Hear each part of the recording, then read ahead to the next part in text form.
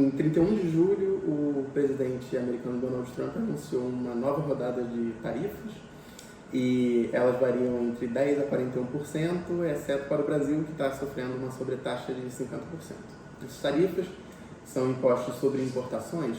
Elas são uma ferramenta para 3 objetivos políticos internos e um objetivo internacional dentro da estratégia do Donald Trump. Então, internamente, as tarifas elas servem para o que se chama de reshoring, né? Então, trazer de volta para os Estados Unidos atividades que foram colocadas para fora. Então, atividades industriais, por exemplo, os Estados Unidos têm uma perda de emprego industrial muito grande por causa da globalização econômica, né? Então, assim, a globalização é uma globalização de cadeia de produção. Então, você tem a produção em diversos lugares do mundo e o consumo nos Estados Unidos e a parte de serviço também.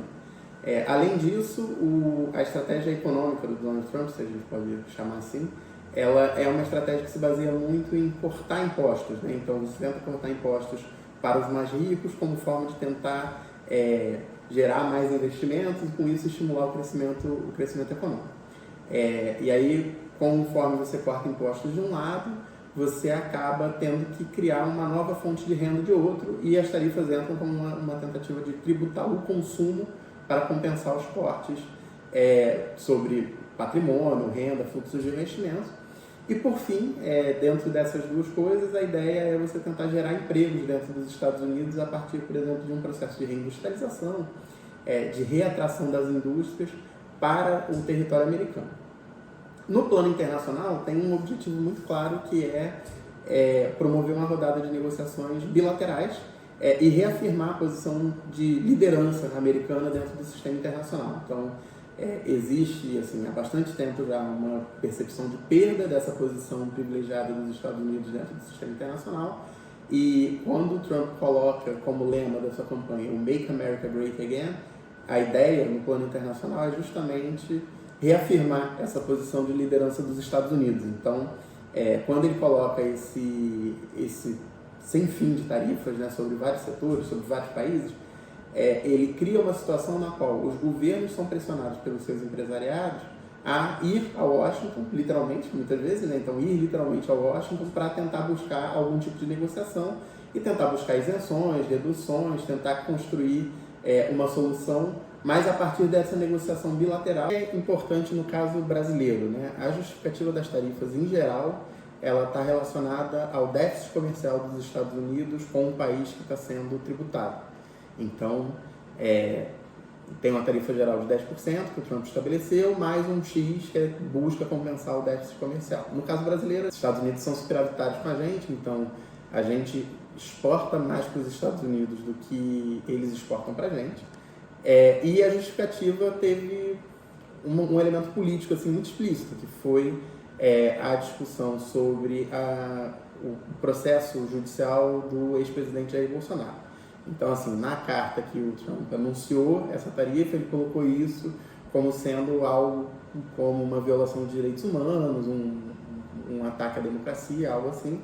E foi colocado isso como uma condição para que se colocassem tarifas mais severas para o Brasil, que são de 50%, e que essas tarifas buscam ser uma sanção contra esse tipo de coisa. A negociação que está sendo conduzida pelo governo Lula tenta trazer os argumentos e trazer os debates para o campo da política comercial, né? Para os produtos que são necessários, essa interdependência, né, entre o mercado consumidor americano e os produtores brasileiros. Só que a intenção americana está muito mais no campo da política mesmo, né? Da política quase que eleitoral, né? Então, assim, a gente tem esse alinhamento ideológico entre o Donald Trump e a figura do Jair Bolsonaro. Isso passou, né, pro anúncio das tarifas, e posteriormente também houve um outro elemento importante nessa história toda, que é a abertura de uma investigação, né, por parte dos Estados Unidos de práticas comerciais desleais, e colocou ali, né, algumas questões, falou da 25 de março, falou do PIX também, né, então colocou essas coisas que refletem não só um interesse na dimensão comercial, mas refletem também o interesse político das Big Tech, que é acessar o mercado do Brasil e acessar essa parte justamente de serviços de pagamentos. que é algo que não se cria aqui porque o Pix meio que criou uma barreira, né, contra isso. É um serviço que é gratuito ao usuário, ele é muito barato para quem opera, e aí esses serviços de pagamento americanos eles não conseguem acessar o mercado brasileiro. E isso aí é um problema. Por fim, a lista de produtos tarifados ela foi publicada com 694 exceções, então assim, são poucos dos produtos que ainda estão tarifados, mas são mercados importantes. Então, por exemplo, ficou o café, a carne e os pescados, também tem as frutas, que são setores que os pescados e as frutas são muito dependentes das exportações para os Estados Unidos, e no caso do pescado especificamente, não tem, os produtores dizem que não tem substituição de destino possível. O caso da carne, o Brasil é um grande fornecedor mundial, mas o nosso maior comprador é a China, que compra 70% da carne que a gente exporta, e os Estados Unidos vem em segundo lugar com 12%. Então, é uma fatia importante, mas não é uma fatia assim, tão grande que vai acabar com o setor, né? Que vai ter um impacto muito grande sobre o setor. E o café é o maior problema para os Estados Unidos, porque os americanos eles têm que importar 99% do café que eles consomem, e o Brasil é um dos maiores produtores mundiais do café, produzindo cerca de 32% de todo o café consumido no mundo. Então, eles vão ter um impacto nesses preços, né? E isso é um dos problemas centrais assim, das tarifas, que elas geram inflação. Os Estados Unidos já estão com uma inflação de alimentos crescente, e essa imposição de um imposto vai gerar uma inflação maior, e pode ser um problema para, por exemplo, a popularidade de Donald Trump no curto prazo até.